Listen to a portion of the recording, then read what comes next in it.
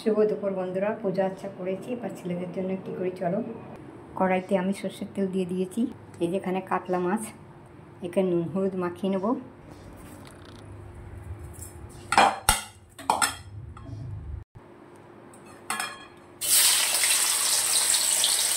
এগুলো আমি হালকা ভেজে নেব।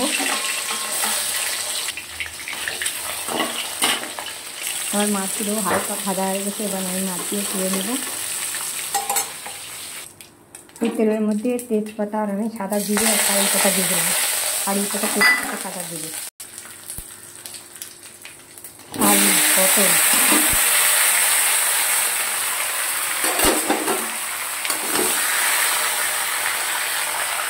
নুন হলুদ গুঁড়ো দিয়ে দেবো।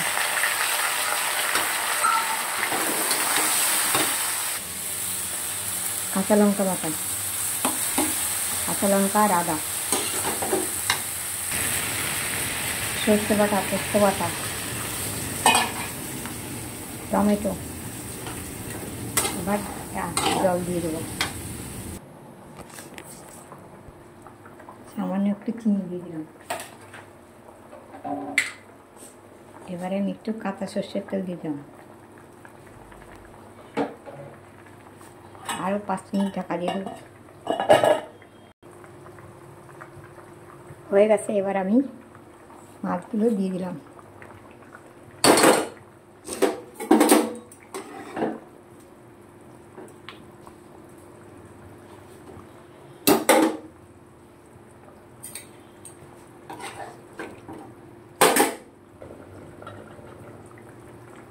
এবার আমি ধরে দেবো।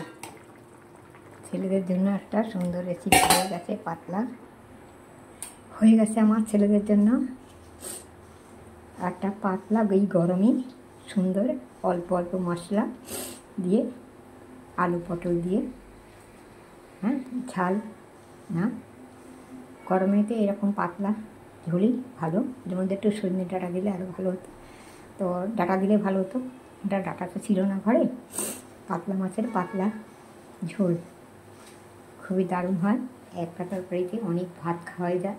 কেউ যদি পাতিলেবু খেতে চায়, সঙ্গে গন্ধলেবু খেতে চায়, তাহলে ভালো। কারি পাতা দিয়েছি বলে আর ধনে পাতা দিলাম না, কেশরি মেথি পাতা একটু দিয়েছি। তো হয়ে গেছে আজকে আমার।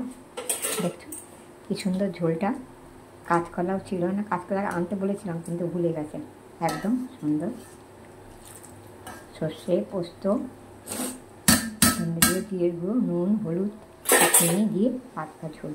এতে তোমাদের সবাই আর কোনো কিছু দরকার হবে, এতেই সব ভাত খাওয়া হয়ে যাবে।